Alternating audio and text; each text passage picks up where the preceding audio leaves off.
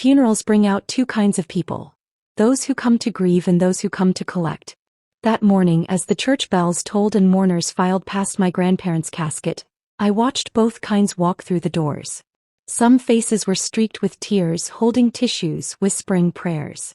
Others, though, wore masks of solemnity that didn't reach their eyes. They were already calculating, already thinking about what might be written in the will. Among them was my sister Caroline. Caroline was the perfect daughter in everyone's eyes. Tall, elegant, effortlessly charming. She had the same green eyes as our grandmother, the same confident stride as our grandfather. She was blood. And she never let me forget that I wasn't. I was the adopted one. The one Caroline called the charity case behind closed doors. Standing near the altar, she played the role of the grieving granddaughter flawlessly, dabbing her eyes with a silk handkerchief while friends and relatives gathered around her. From the outside she was sorrow itself. But I knew better. I had grown up with her. I could read the tilt of her chin, the faint curl of her lips. Even as the priest spoke of heaven and eternity, Caroline's mind was firmly on earth. On assets, property, accounts. On what she thought she was about to inherit. I knew because I'd seen that glint in her eyes before. Every birthday, every Christmas, every time our grandparents gave me something that she wanted for herself. And now, with them gone, she thought everything would finally fall into her lap. But she was wrong. The service ended under heavy gray skies. We followed the procession to the cemetery, where polished headstones glistened with rain. I clutched a white rose in my hand, my knuckles pale. My grandparents had been everything to me. Anchors in a world where I always felt adrift. They had chosen me, loved me, given me a home when no one else would. I laid the rose on their casket with trembling fingers. "Thank you," I whispered, "for being my real family." Beside me, Caroline leaned down with her own rose. Her lips brushed the petals as if in reverence. But as she straightened, she leaned just close enough to murmur into my ear. "Don't get too comfortable, Sophie. They can't protect you anymore. Blood comes before charity." The cruelty of her words sliced through the air sharper than the chill of the wind. I froze, the rose slipping from my fingers onto the wet earth. And yet, even in that moment of pain, something sparked inside me. Because I realized Caroline had no idea what was coming. An hour later, we sat in the wood-paneled office of Mr. Harris, the family lawyer. The scent of old books and leather filled the room, the grandfather clock ticking steadily as if marking the seconds until Caroline's downfall. The relatives filled the seats with an odd mixture of solemnity and anticipation. Some leaned forward eagerly, waiting for their slice of the pie. Others shifted uncomfortably, aware that money and grief make uneasy companions. I sat quietly in the back row, my palms damp against my skirt. Caroline, of course, claimed the chair closest to Harris's desk. She crossed her legs, smoothed her dress and lifted her chin, her posture screaming entitlement. Harris cleared his throat, adjusting his glasses. "We are gathered here to read the last will and testament of Margaret and Henry Anderson," he began. His voice carried the weight of finality, but Caroline's lips twitched with the beginnings of a smile. "To my dear Caroline." She straightened instantly, preening under the words. Her eyes darted around the room, daring anyone to challenge her as the favored granddaughter. "We leave the family heirlooms, the jewelry passed down through generations and the summer cottage by the lake." Gasps rippled through the room. That was no small gift. The heirlooms alone were worth a fortune, and the cottage had been the crown jewel of summer memories. Caroline clutched her pearls dramatically, her face glowing with triumph. I lowered my gaze. It was exactly what I expected. But then Harris turned the page. "And to our beloved granddaughter Sophie." My head jerked up. "We leave the family estate, the majority of our investments and controlling interest in Anderson Textiles." The room fell into chaos. Voices rose in shocked whispers. Chairs creaked as relatives turned to look at me. I sat frozen, my heart pounding. Caroline's face had gone pale, her smile evaporating as though it had never existed. "What?" she shrieked, shooting to her feet. "That's impossible. She's adopted. She isn't even a real Anderson." Her words sliced through the room like a whip, silencing everyone. Heat rushed to my face, shame clawing at my chest. She wanted me humiliated. She wanted me small.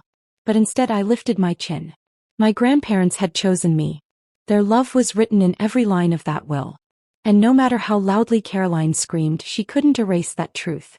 Caroline slammed her fists against Harris's desk. "You can't do this. This is fraud. It has to be fraud." Harris's voice remained calm. "I assure you, Ms. Anderson, your grandparents' wishes are clear. The documents were signed, witnessed, and notarized. They are legally binding." Caroline's breathing quickened, her fury boiling over. She turned on me, her voice venomous. "You don't deserve a penny of it. You don't belong here. You never did." For years those words would have broken me. But not today. Because for the first time I wasn't just the outsider. I wasn't just the adopted one. I was the heir. And Caroline had no idea that by trying to strip me of what was rightfully mine, she had just ignited a war she could never win. Caroline wasn't just furious, she was humiliated. And humiliation is the fuel that turns arrogance into cruelty.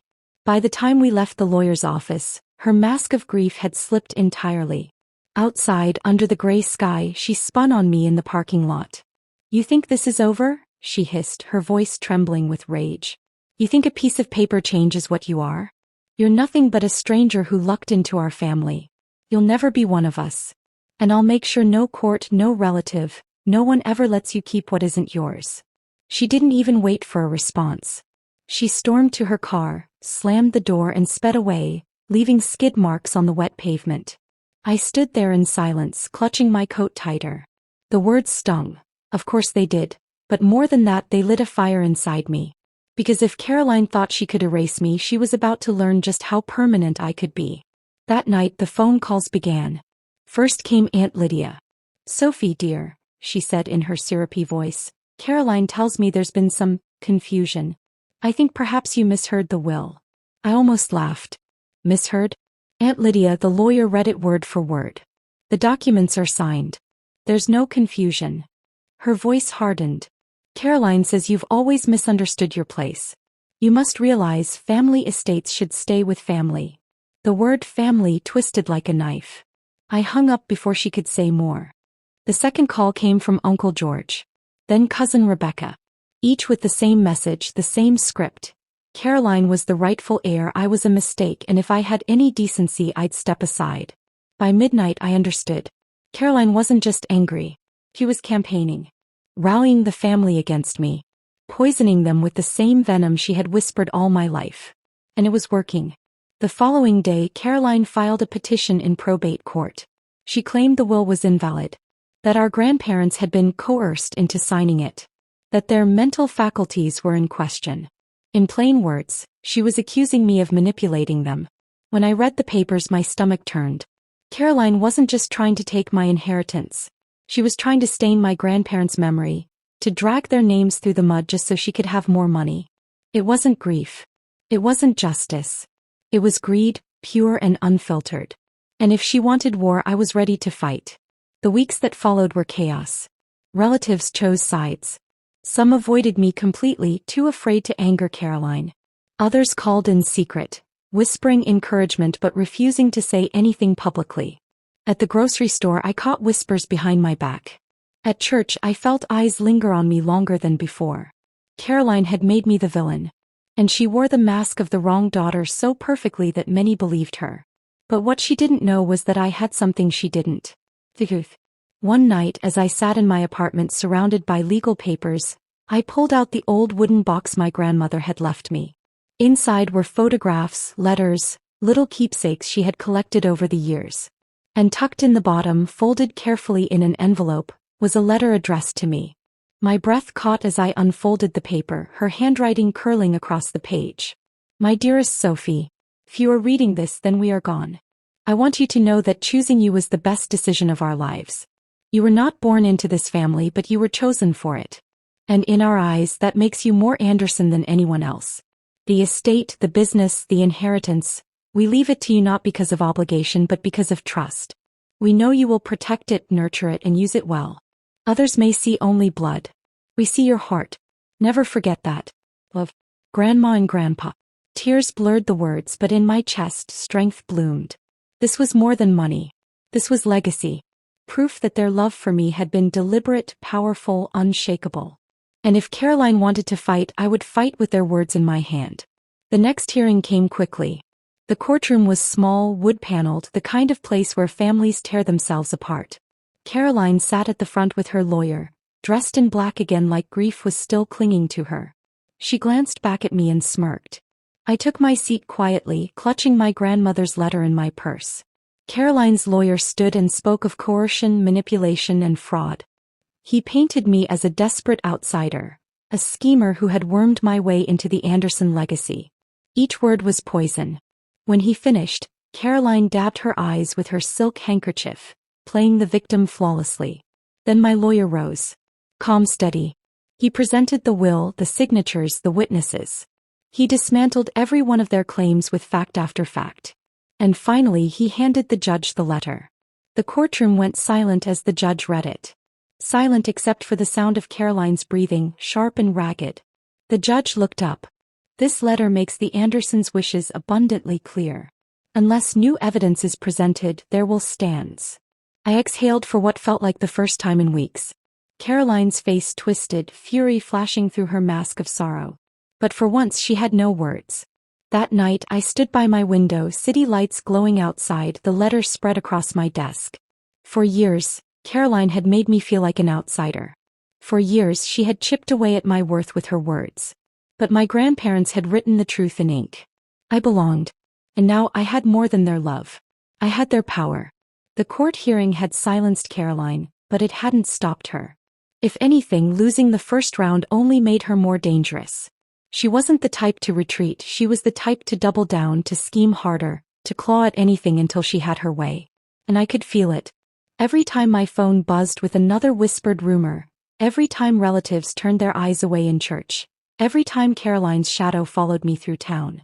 She wasn't finished. But neither was I. The estate had always been more than a house. To outsiders, it was just a grand property on a hill, sprawling gardens and high windows, the kind of place you saw in glossy magazines. But to me it was a labyrinth of memories. The creak of the stairs at midnight. The way my grandmother's perfume lingered in the library. The smell of my grandfather's pipe tobacco in his study. When I walked through those doors after the court hearing, something shifted. The house didn't feel like a burden anymore. It felt like a fortress. A puzzle my grandparents had left behind for me to solve. And I had every intention of solving it. The first few days I wandered through the rooms slowly, opening drawers, pulling out boxes, reading through old ledgers. Some rooms held only dust and faded curtains, but others hummed with the sense of something deliberately hidden. It was in the attic where I found the first clue. Behind a stack of moth-eaten blankets and an old trunk filled with Christmas ornaments, I discovered a locked box. Heavy metal with initials carved into the top. M&H Anderson. I carried it downstairs, heart racing.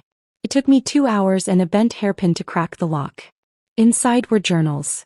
Stacks of them, leather-bound, my grandmother's neat cursive filling the pages. I lit a lamp and began to read. At first they were ordinary entries. Accounts of dinners, family gatherings, charity events. But the deeper I read, the more I realized my grandparents had been documenting everything. Every slight, every betrayal, every whisper of greed that Caroline had ever shown. One entry from 5 years ago froze me in place. Caroline came again today, pressing us to rewrite the will. She insists Sophie has no claim, that adoption is not blood. Henry was furious. I told her love makes family, not blood. She will never understand this. But we will protect Sophie no matter what. My hands trembled as I turned the page. Entry after entry detailed Caroline's manipulations. Her attempts to sway them, her thinly veiled threats, her bitterness growing year after year. And in between those entries were letters. Sealed, addressed to lawyers, family, friends, even the pastor of our church. Letters that explained why Sophie was the rightful heir. Letters that warned of Caroline's greed. My grandparents hadn't just left me an inheritance. They had left me ammunition. The next morning I walked into the lawyer's office with the journals stacked in my arms. Mr. Harris's eyes widened as I set them on his desk. "Where did you find these?" "In the attic," I said. "They wanted me to." He leafed through a few pages, his face grim. This changes everything. If Caroline tries to challenge the will again, these journals will destroy her credibility. They don't just prove your grandparents' intentions. They show a pattern of her manipulation. I nodded, my throat tight. For the first time I felt the weight of what my grandparents had done. They hadn't just loved me. They had prepared me. They had seen Caroline's greed long before I did, and they had armed me with the truth. And now I had to decide how to use it. I didn't wait long. Caroline showed up at the estate that evening, uninvited, storming through the front door like she still owned the place. "This house," she hissed, looking around with disdain, "should have been mine." "No," I said calmly. "It should have belonged to people who valued family over greed. And that's why it isn't yours." Her eyes narrowed. "You think one lucky decision makes you powerful? You're nothing without their name." I leaned against the table, smiling faintly. "Funny. Because they left me more than their name. They left me proof." Her face faltered. "Proof." I pulled one of the journals from behind me, setting it on the table. "Proof of everything you ever did. Every scheme. Every cruel word. Every attempt to push me out. They wrote it all down, Caroline. And now I have it." Her mask slipped, panic flashing in her eyes. "You wouldn't," she whispered. I stepped closer. "Try me." That night, for the first time, Caroline didn't have a comeback. She stormed out, slamming the door, but the fear in her eyes told me everything I needed to know. The war wasn't over. But the tide had turned. Because now Caroline knew I wasn't just fighting with a will. I was fighting with the voices of our grandparents themselves. And they were louder than her greed could ever be. Greed doesn't sleep, it paces. That night, after I showed Caroline the journals and watched the first real fear enter her eyes, I knew she wouldn't retreat. She'd sharpen.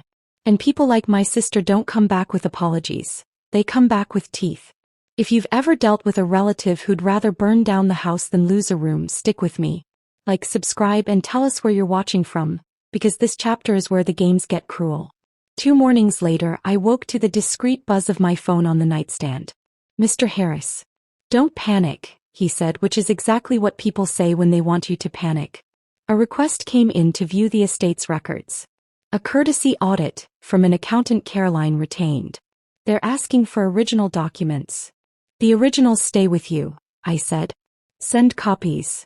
"That's the plan." "But Sophie," he hesitated. "Expect mischief." I already was. Before breakfast I moved.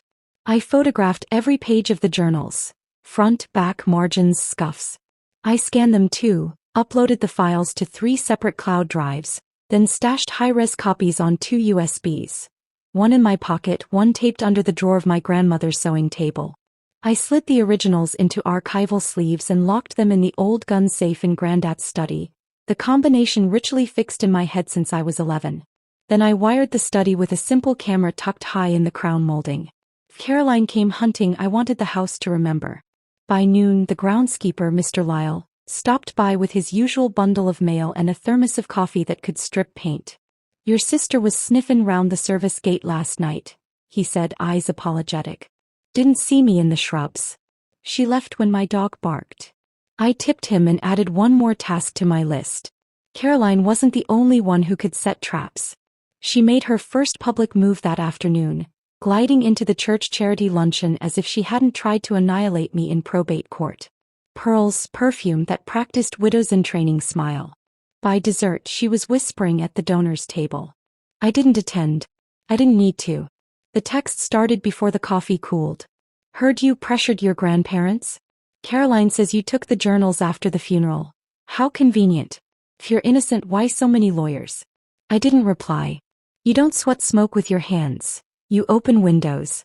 At dusk, I drafted a calm statement for the estate's official email. The Andersons' wishes are documented, witnessed, and supported by historical records. Any attempt to distort their intentions will be addressed through proper legal channels. 2 sentences. Surgical. No blood. Caroline prefers theatrics. I prefer receipts. The next day, the study door stood ajar.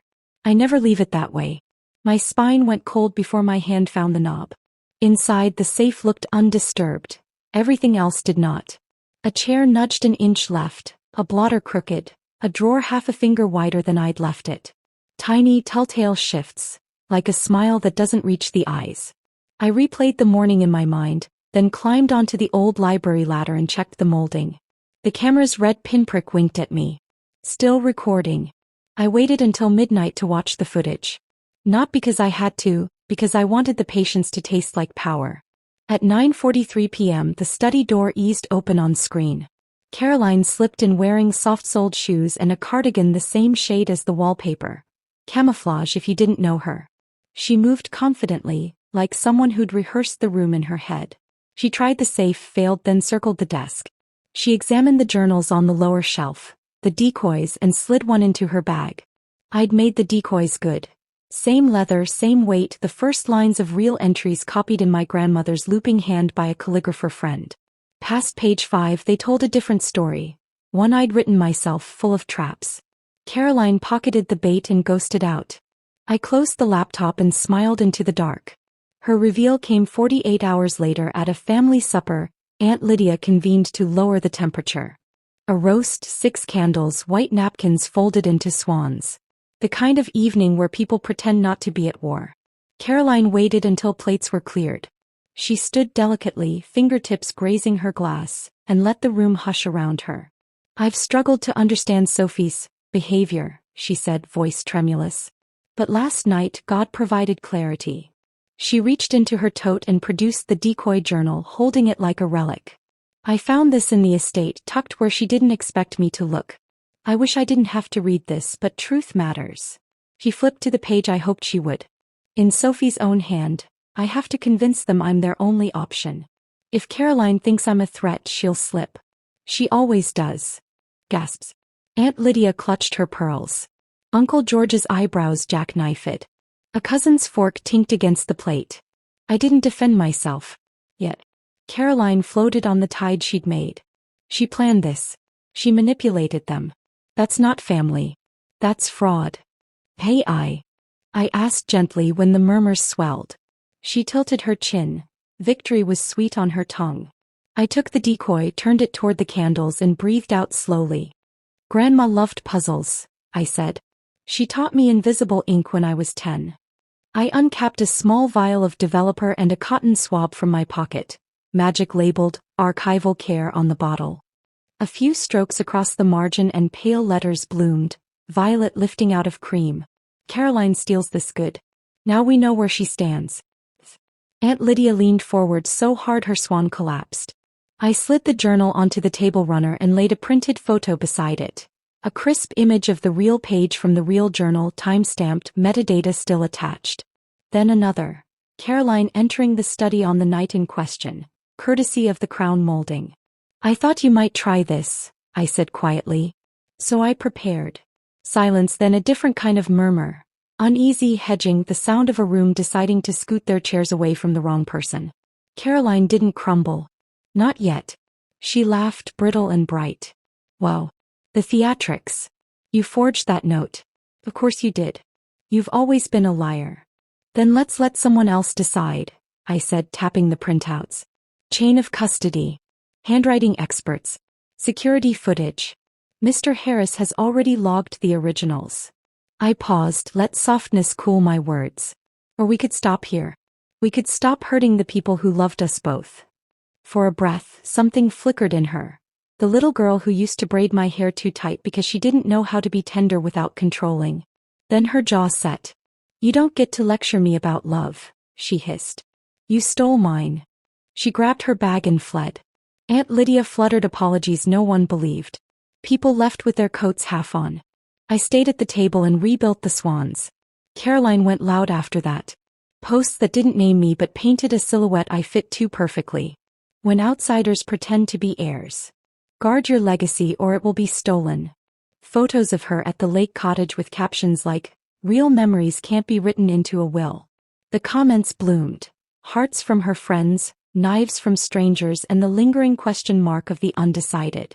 I didn't feed the wolves. I fed the record. Mr. Harris submitted the journal's scans into the probate system under seal. The judge granted a preservation order for all estate materials. We logged every entry into a private repository accessible to the court, the witnesses, and, this mattered, their pastor who had known my grandparents longer than any of us had been alive. When Caroline's accountant asked again for originals, we replied with a list of certified duplicates and a scheduled day at Mr. Harris's office for supervised inspection. She didn't show. Instead, she held a press-adjacent charity tea and let certain friends do the whispering for her. Whispers or smoke. I kept opening windows. I found the second surprise in the lake cottage. A place that belonged to Caroline on paper but to all of us in the marrow. I went to check the boathouse roof after Mr. Lyle reported shingles missing and found the lock forced on the cottage side door. Inside, throw pillows were tossed, drawers ajar, the scent of cheap floral perfume trying and failing to cover the smell of damp wood. I checked the mantel, the old music box, the baseboard my grandfather had once replaced after a flood. At the kitchen table I found it, a manila envelope with my name spelled wrong, Sophia, and a flash drive inside. It was too obvious to touch. I photographed it in place, bagged it, and drove it straight to Mr. Harris. He opened it with cotton gloves and a witness present. The drive contained scans of new pages from the journals. Sloppy imitations, wrong ink, margins just off enough to make any expert laugh. The kicker, a paragraph admitting, I'd begged Grandma to change the will the week before she died. The date they used? The day Grandma was in chemo, doped to oblivion. She hadn't held a pen for a month. Sloppy, Mr. Harris said. Desperate. Keep it, I told him. We may need the pattern. I didn't want a showdown in public. Caroline demanded one.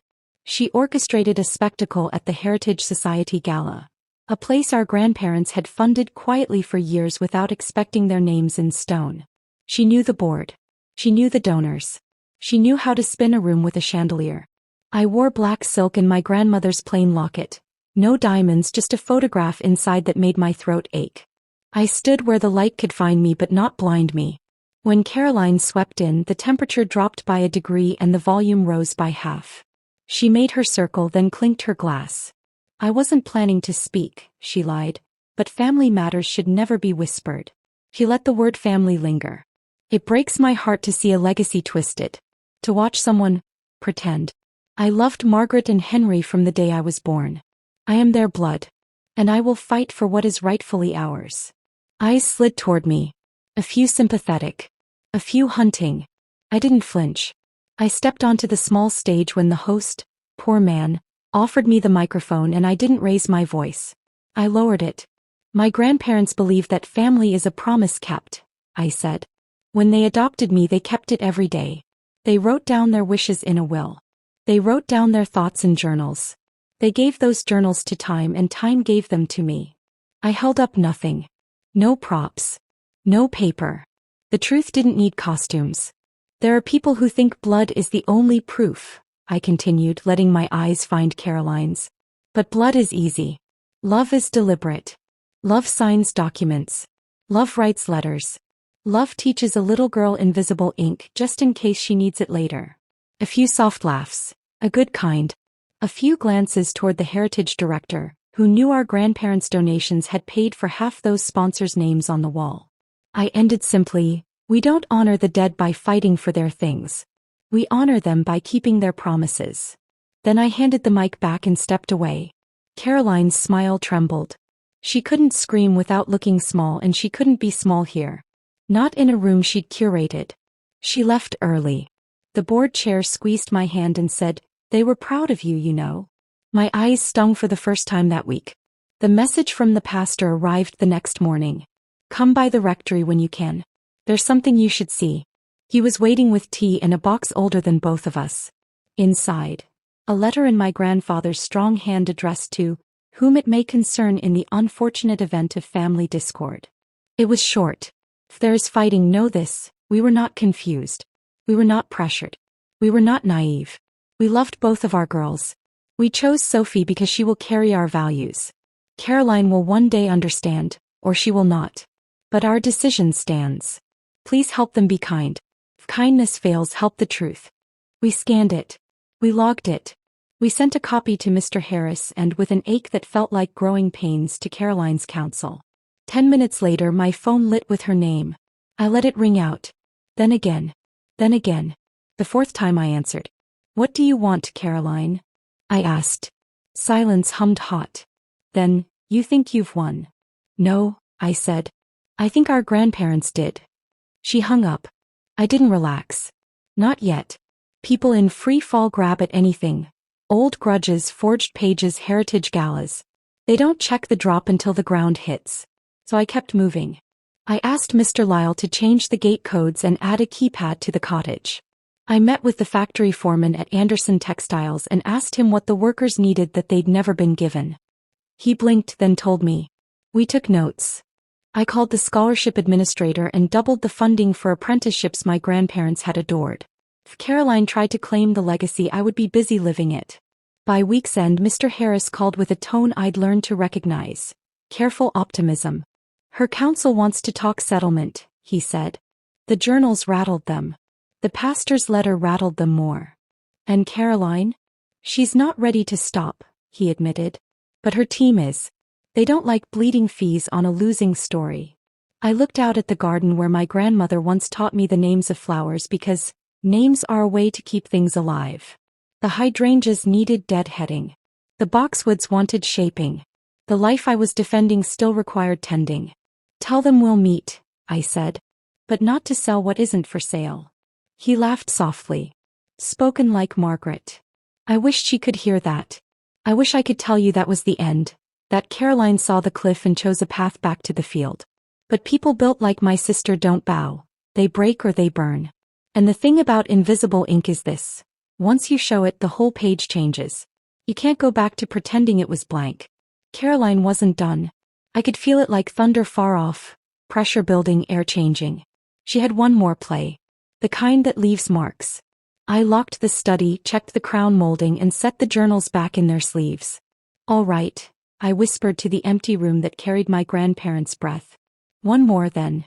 Because the girl she called Charity had a spine she hadn't counted on. And the next time Caroline tried to cut me out, she'd slice her own mask in two. Some people quit when they're cornered. Caroline sharpened her claws. The letter from our grandfather should have ended everything. It was airtight, signed, and witnessed.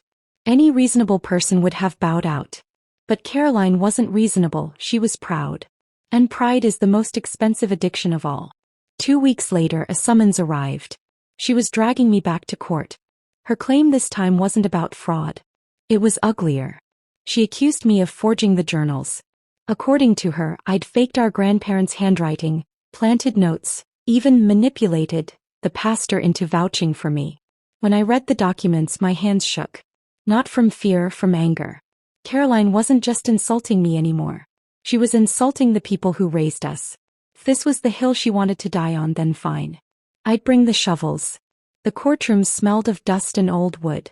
Sunlight cut across the benches in sharp beams, as if even heaven was here to watch. Caroline sat with her lawyer, dressed in pale gray like some grieving angel. She didn't look at me when I walked in, but I saw the tightness in her jaw, the way her hands clenched her purse. The judge entered and the room fell silent. Caroline's lawyer went first, spinning a tale about an outsider, desperate for legitimacy, weaving lies to steal what wasn't hers.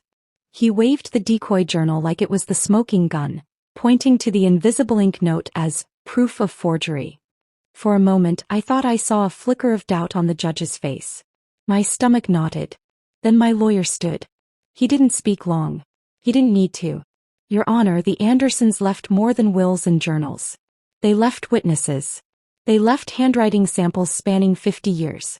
They left love that cannot be forged. He called the pastor first. Then Mr. Lyle, the groundskeeper. Then Mrs. Everett, my grandmother's best friend from church.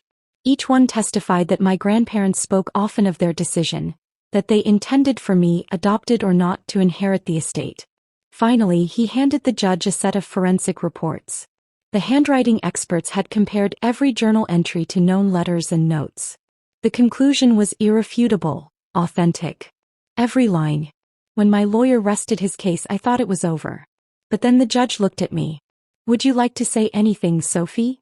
The courtroom tilted in silence. My heart pounded. I rose. I grew up hearing that blood was everything, I began, my voice steady though my hands trembled. That adoption made me less. Caroline reminded me of it at the funeral in front of everyone.